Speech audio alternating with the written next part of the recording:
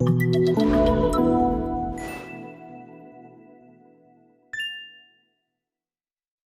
é um prazer estar aqui novamente para mais um programa da Electric Summit, uma iniciativa do Negócios Sábado, CMTV, em parceria com a Galp e também com o apoio da Toyota e Crédito Montepio.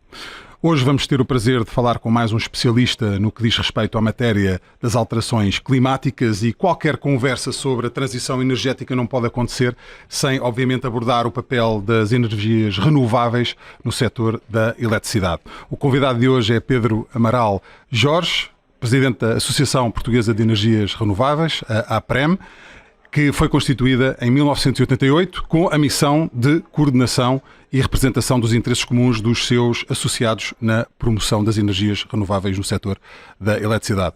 Pedro Amaral Jorge, obrigado por estar aqui hoje. Obrigado pelo convite. O seu papel na APREN é chave, obviamente, para esta conversa da transição energética, e quero começar com um estudo que foi feito recentemente pela Deloitte, um estudo muito importante para falar sobre o impacto das energias renováveis no setor da eletricidade, obviamente, e na economia portuguesa. Gostava que partilhasse os resultados mais importantes, mais relevantes deste estudo.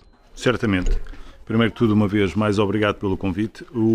Quando nós fizemos esse estudo com a Deloitte, tínhamos dois objetivos principais. Um dos objetivos era ver o impacto que a promoção de eletricidade renovável no mercado grossista de eletricidade tinha na redução do preço médio grossista do mercado, através de um conceito técnico chamado da ordem de mérito, e o outro também era termos olhado para o Plano Nacional de Energia e Clima e para a Estratégia Nacional do Hidrogênio e fazer a seguinte simulação com base nestas premissas. Se o Plano Nacional de Energia e Clima for todo instalado e todo executado naquilo que confere à produção de eletricidade e aos energéticos renováveis, e a Estratégia Nacional do Hidrogênio também for, qual é que é o impacto que isto tem nas principais variáveis macro e socioeconómicas?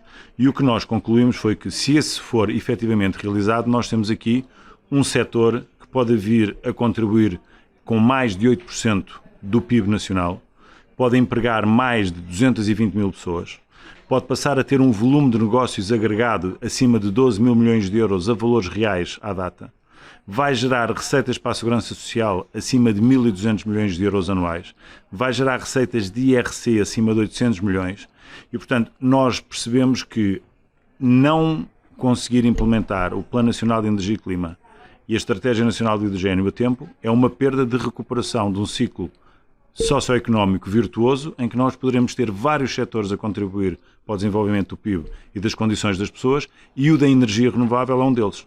Porque quando eu instalo centros de eletroprodutores, eu faço ao longo de todo o país, eu não fico com uma central única num sítio, isso beneficia o território, gera emprego local, economia local, fica um sistema muito mais resiliente.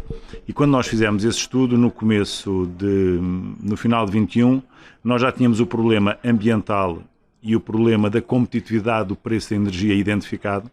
O que nós passámos a ver a partir de 28 de fevereiro para a frente foi que duas das variáveis que não foram captadas nesse estudo, apesar de lá estarem, era que era fundamental pensarmos em segurança do abastecimento e em independência energética. E se o Plano Nacional de Energia e Clima for instalado, todo, juntamente com a Estratégia Nacional do Hidrogênio, nós passamos para um índice de dependência energética hoje externa que deve andar na casa dos 86% para qualquer coisa na casa dos 60% a 65%. Portanto, a implementação de eletricidade renovável com os energéticos renováveis associados, hidrogênio verde e combustíveis sintéticos, vai nos permitir efetivamente ter um acréscimo ao PIB, geração de emprego, aumento das receitas fiscais, aumento de contribuições para a Segurança Social e, para além disso, vai contribuir para o nível de segurança de abastecimento e o nível de independência energética, evitando compras de emissões de CO2 nos mercados de licença e a compra de combustíveis fósseis, reduzindo a balança de importações. Os números que partilhou são impressionantes e já iremos ter a oportunidade de falar sobre o panorama português especificamente mais daqui a pouco. Contudo, gostava de falar no ponto de vista mais macro a nível europeu. Sabemos que a guerra na Ucrânia fez com que a União Europeia tivesse de repensar a forma de adquirir energia, que possivelmente também este plano do Repower EU vem trazer aqui um novo ímpeto para acelerar muitos dos processos relativamente à transição energética. Portanto, de acordo com a sua opinião, com a sua visão e com a sua a experiência também, Como é que estamos a nível de cumprir algumas dessas metas agora do REPowerEU no que diz respeito à descarbonização? Dê-me 3 minutos para vos dar aqui uma cronologia. Eu acho que nós nunca, em termos europeus, tivemos tantos pacotes de energia, pacotes de diretivas e legislativos como tivemos nestes últimos 4 anos. Nós tínhamos, em 2016, o chamado pacote de energia limpa para todos os europeus, que tinha essencialmente 3 metas importantes. Nós tínhamos que incorporar 32% de energia renovável no consumo final de energia, tínhamos que ter a eficiência energética na casa dos 32% com base em 1990 e tínhamos que reduzir os gases com efeito de estufa para 40% na média da União. Quando saiu o relatório do IPCC sobre o controle da temperatura média do planeta e do seu aumento pós-revolução industrial, percebeu-se que no último relatório o modelo estava a dar resultados face à não redução de emissões muito acima do que tinha sido a primeira modelação. E atenção que a modelação não foi especuladora, foi absolutamente conservadora, ou seja, o que o modelo traz é o menor caso grave que pode acontecer, não o maximizado. Mais extremo. E a Comissão Europeia lançou um pacote chamado Fit for 55, em que o que fazia era incorporava mais ambição na eficiência energética, passava para cerca dos 36%, aumentava a ambição na redução de emissões, que passava dos 40% de redução para 55% de redução, e a incorporação de energia renovável no consumo final de energia passava de 32% para 40%. E nós vínhamos a trabalhar nisso continuamente até que há a invasão da Ucrânia. Com a invasão da Ucrânia, começamos a ter um paradigma aqui de insegurança energética total. O Nord Stream 1 e o Nord Stream 2 começam a ficar ameaçados no seu funcionamento e a Comissão Europeia toma uma decisão que diz que então vamos ter um pacote de REPowerEU, que, resumindo, tem todas as medidas que eu lhe referi, mas ambicionadas ainda uma escala acima. Ou seja, passamos a ter 39% de eficiência energética, 55% de redução de emissões a 60%, 45% de incorporação de renováveis e depois tem os temas das interligações, mas para aqui é muito difícil estar a explicar, não vale a pena irmos por aí porque depois temos problemas políticos entre Estados-membros. E temos aqui a ambição da duplicação da produção de hidrogênio verde, ou seja, o que a União Europeia espera ou o que a Comissão Europeia está a propor é a produção de 20 milhões de toneladas de produção de hidrogênio verde. E ter um banco, e já iremos falar sobre isso, não é? Pronto, e esse hidrogênio vai servir para, no fundo, combustível, para matéria-prima, para reduzir a dependência do gás natural. Obviamente que nós não vamos conseguir substituir na próxima década a integralidade do consumo de gás natural que temos por hidrogênio verde, mas esse caminho tem que ser iniciado, porque o que a Comissão Europeia está a dizer é que nós vamos ter mesmo que, se viermos a precisar da mesma molécula que tem o gás natural, que é uma molécula de metano, nós vamos ter que utilizar de forma sintética com um ciclo fechado da captação de CO2. E, portanto, o discurso, só para concluir esta questão, o discurso da Presidente da Comissão Europeia, Ursula von der Leyen, na semana passada, reforçou ainda mais, ou seja, ela não mudou 1 milímetro a ambição das metas, muito pelo contrário, disse que é preciso acelerar a implementação dos projetos, que é preciso acelerar os processos de licenciamento, que é preciso pacotes legislativos para acelerar o processo de licenciamento e a instalação desses centros eletroprodutor, dando um sinal claramente positivo ao mercado de que o caminho não é para ser revertido. Não vamos agora começar a pensar que vamos instalar nuclear, que vamos instalar mais centrais de ciclo combinado, o caminho não é esse. E também deixou aquela nota relativamente ao que iremos falar à frente do mercado de hidrogênio com um novo pacote de financiamento. Muito bem, já iremos abordar esse tema. De acordo com os dados da APREN de junho de 2022, a incorporação renovável na geração de eletricidade foi de 47,3%. Pode explicar o ponto de situação de cada uma das energias renováveis em Portugal e qual o seu contributo individual para a produção de energia total? Nós, nos anos médios, nós temos tido, por exemplo, quando olhamos para 21, nós tivemos a incorporação do renovável na produção de eletricidade acima dos 60%. O ano 22 está a ser um ano absolutamente atípico porque numa matriz onde a hídrica contribuía com cerca de 30% para a matriz renovável, este ano está a contribuir com cerca de 10%. Então esses 20% que faltam da incorporação de renovável na matriz estão a ser substituídos com produção de eletricidade a gás natural, porque nós já não temos carvão, felizmente, e com parte da importação de Espanha, porque Espanha e Portugal são 2 países, mas o mercado elétrico é ibérico. Nós temos um mercado elétrico único e temos um mercado de gás único. E, portanto, nós tivemos sempre grandes índices de incorporação de renovável nos últimos anos. Este ano o tema é mais severo na Península Ibérica, mas a seca não é exclusiva à Ibéria, é um período de seca em todo o espaço europeu. Isso reduziu também todos os índices hídricos dos outros países. E depois isto, como uma desgraça nunca veio só, tanto se fala da fiabilidade do nuclear e o parque nuclear em França, cerca de 40% dele está parado. Ou seja, todos estes efeitos cumulativos somados fazem com que a gente tenha tido esta escassez de produção de eletricidade e que os preços na média europeia tenham disparado para valores que são uma ordem de grandeza acima.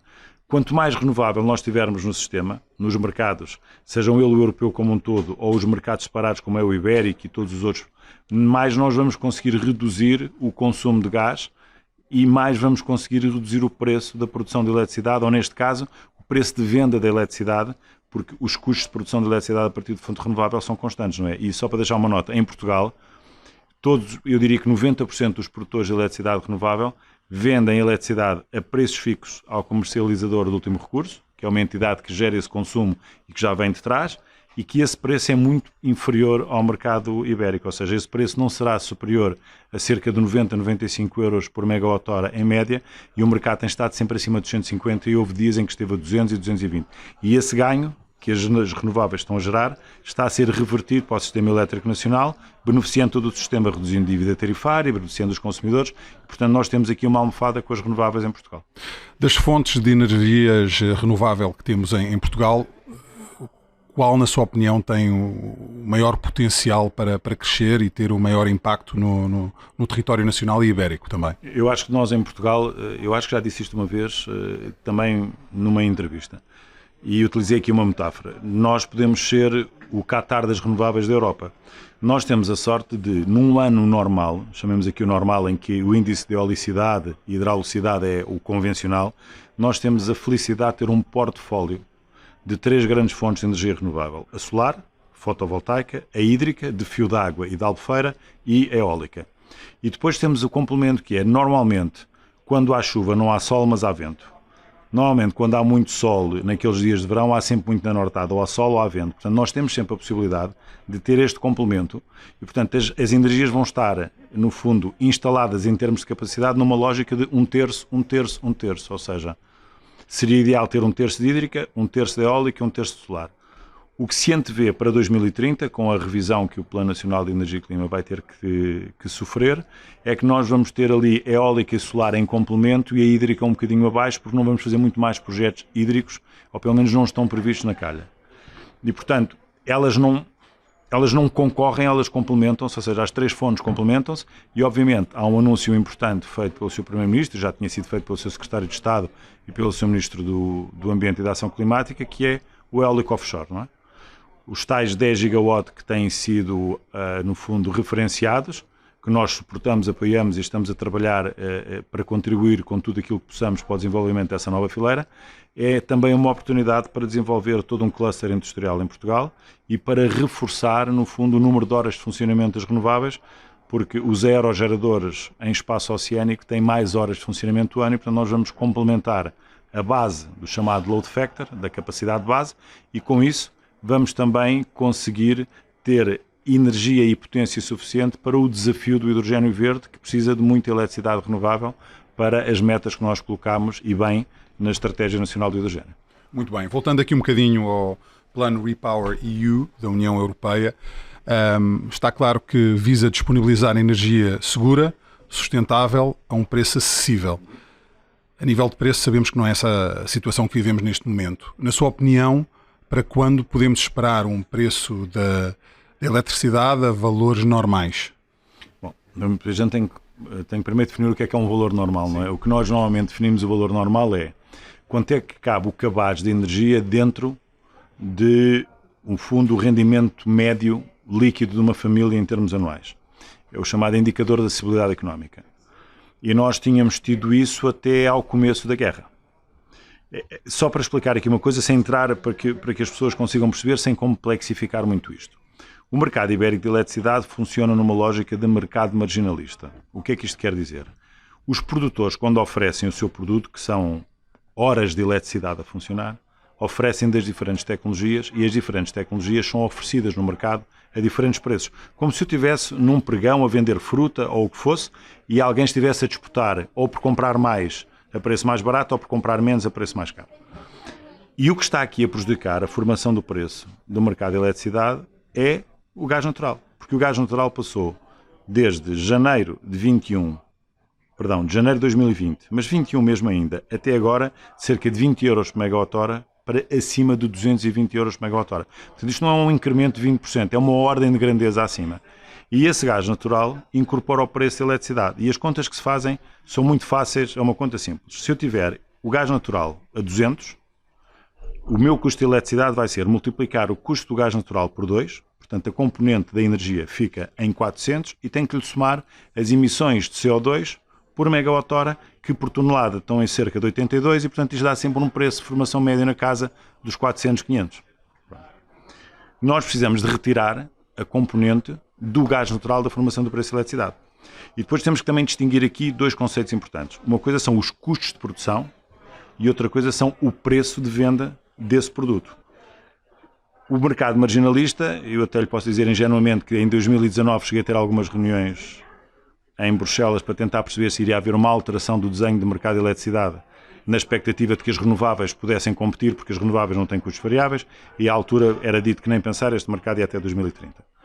E agora estamos a querer alterar o mercado, mas sem ter uma noção muito clara do que é que estamos a fazer, não é? Umas vezes é o que é para o gás, outras vezes é porque vamos pôr um teto na eletricidade, outras vezes é porque vamos fazer windfall profit taxes e, portanto, ou seja, o que nós temos que decidir de uma vez por todas é que temos que dar uma visão clara ao mercado do que é que vamos fazer, e quando nós arranjarmos uma forma de retirar, no fundo, as commodities que têm flutuações de preço em termos globais, como o gás natural, o máximo possível da equação da formação do preço, e conseguirmos fazê-lo com fontes que têm expectativas de preços que não variam porque mais são constantes, estável, nós vamos reduzir esse preço de eletricidade. Ou seja, sempre que há incorporação de muita renovável, como aconteceu, por exemplo, no ano 2020, quando regressámos ao problema da pandemia em novembro, tivemos tanta chuva que o preço da eletricidade chegou a estar a 14 euros por megawatt-hora, porque havia tanta hídrica que não havia forma, porque nós temos dois tipos de hídrica, não é a de Albufeira e a de Rio Corrente.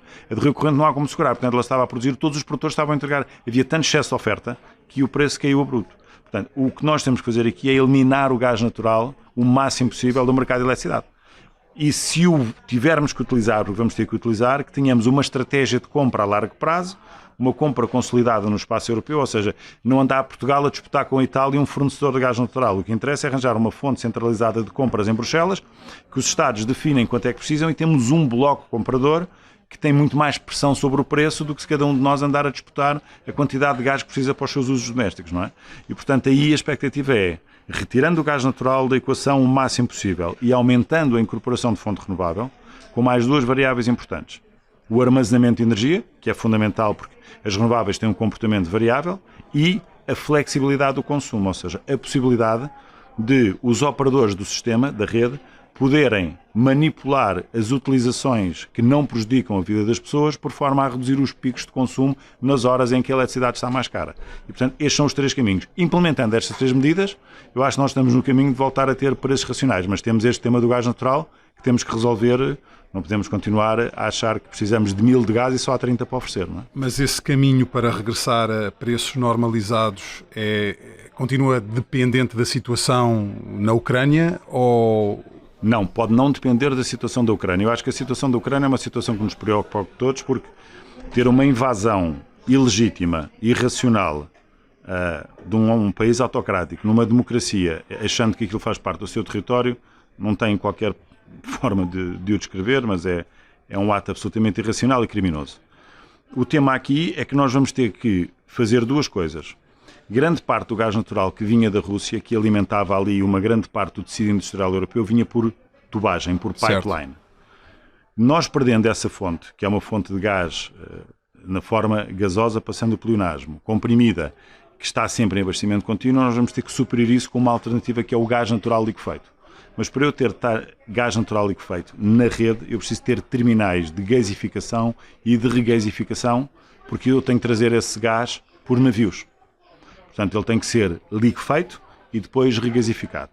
Ora, montar toda essa logística para suprir um consumo que era cerca de 40% do consumo alemão, certo, não é uma missão que se consiga fazer em 6 meses. Portanto, a expectativa que nós temos e o comportamento do mercado, quando a Alemanha atingiu 80% das reservas, foi de que o preço do gás caiu para aí 30% ou 40%, ou seja, também há uma série, quando há equilíbrio mais entre os suprimentos de gás natural ou a oferta, isto depois também tende aos preços a serem mais racionais. Agora, quando há 1000 pessoas para comprar uma laranja e só há uma laranja para vender, compra a laranja a pessoa que está mais desesperada para ter a laranja, não é? E, portanto, nós vamos ter este comportamento ainda do gás, mas vamos conseguir arranjar fontes alternativas, expectavelmente com preços substancialmente mais baixos em toda a cadeia de valor, extração, liquefação, transporte e injeção na rede. E, portanto, eu espero que esse comportamento, a partir de meio de 23, quando essa infraestrutura começar a ser desenvolvida, e grande parte desse gás, porque agora nós vamos atravessar o inverno, não é? E depois há uma decisão que é preciso tomar. Em muitos países do norte da Europa, o conforto térmico é uma coisa efetivamente determinante. Essencial. Portugal é um país que tem uma temperatura amena, ou seja, mesmo que esteja frio, nós vestimos um casaco e as coisas podem suportar. Com países com menos 15, menos 20, menos 25, isso não é assim. Então nós vamos ter uma disputa em janeiro, fevereiro, se tivermos um inverno mais acentuado do ponto de vista de temperaturas baixas, em que eu tenho que decidir se produz eletricidade ou se fornece calor às pessoas, se a quantidade de gás for a mesma. Por isso é que nós fizemos este plano de eficiência energética no consumo do gás na Europa. Não afeta tanto Portugal, porque nós temos fontes alternativas e temos sistemas de armazenamento, e o grande consumo de gás que nós temos é na indústria, não é no doméstico. Temos muito, para conforto térmico em Portugal, temos muita eletricidade e muita biomassa, a chamada lenha que as pessoas têm em casa, e portanto temos uma forma de ultrapassar ou de mitigar esse problema. Agora o norte da Europa não tem, não é? Falando nas soluções que dependem das energias renováveis, é possível Portugal depender apenas delas? E se não, que outras soluções é que tem de encontrar para encontrar o mix ideal? Eu diria que, isto não é uma opinião minha, já começam a haver estudos técnicos e técnico-económicos que já demonstram que a possibilidade de ter um sistema 100% renovável do ponto de vista energético é uma realidade execuível e que tem uma grande vantagem. É mais barato do que aquilo que seria um sistema misto entre combustíveis fósseis e renováveis. Se Portugal tiver um comportamento médio das suas fontes endógenas, ou seja, da água, do vento e do sol, e nós adicionarmos a isso aquelas duas variáveis que eu lhe referi há pouco, a flexibilidade do consumo e o armazenamento, nós num horizonte, eu diria, de 10 anos, teríamos possibilidade de suprir grande parte do consumo com, vamos chamar, isto não se pode dizer, mas energia produzida em território nacional. Teríamos sempre que importar a componente que não vamos conseguir mudar em 10 anos, no fundo, do combustível para os transportes, porque transporte marítimo, transporte aéreo, transporte rodoviário não se vai conseguir fazer em larga escala com baterias elétricas, vamos ter que arranjar a produção de combustíveis sintéticos. Como o hidrogénio verde. O hidrogénio verde e depois a utilização desse hidrogénio verde na produção ou na fabricação de outros combustíveis, como querosene, como gasolina, e conseguir ter aqui ciclos fechados de CO2, mas isso não vai acontecer em 3 anos, não é? Se nós fizermos tudo como temos que fazer, em 10 anos é execuível começarmos a ter o ramp-up, ou seja, a aceleração de ter esse energético disponível. Até lá, de uma forma realista, vamos ter que viver com o gás, vamos ter que arranjar uma lógica de compra e de estratégias de compra e de armazenamento e de abastecimento transsazonal que assegure que nós não estejamos sujeitos a especulações de curto prazo de passar o preço do gás de 20 para 220 ou de 20 para 300, e isso é que tem que ser evitado, e acho que a Europa aprendeu a lição de que vai ter que ter diversas fontes de entrada de gás na Península Ibérica e muitas delas com terminais de gás natural liquefeito. E em Portugal, quando se fala na transição energética, na sua opinião, que medidas é que deveriam ser adotadas para acelerá-la? E qual é o cenário de utopia na sua perspectiva também? Nós já temos a incorporação na eletricidade que eu lhe referi. Temos aqui um conjunto de setores cuja eletrificação direta é muito difícil, ou a tecnologia que nós conhecemos hoje, ela não é técnico-económica e ambientalmente sustentável ou equilibrada, e portanto nós vamos ter que ter indústrias que vão precisar do que eu chamo calor de chama. Ou seja, a indústria do cimento tem que ter calor de chama, a indústria do aço tem que ter calor de chama, a indústria da cerâmica tem que ter calor de chama, a indústria do vidro precisa de calor de chama. A eletrificação direta hoje não tem tecnologia para suprir isso. O que nós vamos ter que tentar fazer é começar a fazer a produção de metano sintético numa escala a 10 anos e até lá ir utilizando o gás natural da forma mais lógica possível e com esta estratégia chamada de compra racional. Nós vamos ter muita eletrificação de alguns consumos que hoje não temos. As aplicações em casa, como fogões, caldeiras, a mobilidade elétrica está a ter taxas de adoção muito superiores àquilo que seria inicialmente expectável, e acho que temos de ter aqui um alinhamento para acelerar a transição energética que tem, por um lado, simplificar todos os processos que permitem a instalação, a construção e a operação de centros eletroprodutores renováveis, passando pelo licenciamento e pelo reforço das entidades que estão afetas a este processo, desde a Direção-Geral de Energia, a APA, a CNF, às câmaras municipais, para que isto seja feito de uma forma célere. E, por outro lado, precisamos também de incentivos do ponto de vista de política fiscal e de apoio para conseguir que as pessoas migrem os seus consumos fósseis para consumos renováveis através da eletrificação. E depois há aqui um tema que também é preciso lançar aqui um desafio. Eu hoje posso comprar um carro a petróleo num leasing, não é? Porquê é que eu não posso comprar um sistema fotovoltaico em leasing e ficar a pagar aquilo que eu pago através da poupança de eletricidade? Já pensei nisso. Pronto. E muitas das vezes as pessoas até têm a capacidade económica para o fazer, ou seja, a despesa que têm com a eletricidade servia para pagar, o que não tem é a capacidade financeira, e não há nenhum produto financeiro que ofereça isto. E já há outros países europeus onde isto existe, em Itália isto existe, e portanto, este passo é um passo que tem que ser dado rapidamente. Se os bancos não tiverem condições, e que eu entendo perfeitamente, de segurar esse risco, o Estado pode emitir garantias soberanas aos bancos para que esta transição seja feita aí também. Porque, e eu já disse isto também recentemente, acho que foi na RTP3, cada unidade de energia que eu produzo a partir de autoconsumo local ou através de energia renovável, são 2 unidades de energia de gás natural que eu não tenho que utilizar. Há pouco aquela conta, não é? Uma unidade de eletricidade precisa de 2 de gás. Portanto, eu cada vez que estou a produzir uma unidade de energia do ponto de vista elétrico distribuído, eu não estou a precisar de consumir 2 unidades de gás natural. Cada vez que eu estou depois a eletrificar os consumos da mobilidade, os consumos das caldeiras em casa, dos fogões, eu estou sempre a reduzir o consumo de gás natural. E isso tem que ser incentivado a quem tem capacidade económica através de eficiências fiscais, também com apoio à liquidez e, do fundo, de sistemas de leasing, ou vamos brincar aqui, chamar hipotecas de projetos fotovoltaicos, que é uma coisa que hoje poderia ser pensado porque aquilo tem uma durabilidade com a manutenção adequada de 20 anos, portanto seria o prazo em média que alguém compraria uma casa, e estas ferramentas são necessárias para acelerar esta transição energética. Estamos a ficar sem tempo, mas queria fazer aqui uma pergunta, um 2 em 1. Que bons exemplos, que exemplos de benchmark é que Portugal pode dar nesta área das energias renováveis, no trabalho que tem desenvolvido, e acha que o consumidor português está suficientemente informado para poder tomar as decisões mais sustentáveis? Não, eu vou responder à última primeiro. Não, acho que o consumidor português não está suficientemente informado e vou-vos lançar aqui um desafio, acho que vocês têm aqui um papel fundamental de utilizar associações como nós ou outras de contraditório para explicarmos às pessoas de uma forma racional, com contas muito fáceis, porque é que isto faz sentido e outras formas não fazem.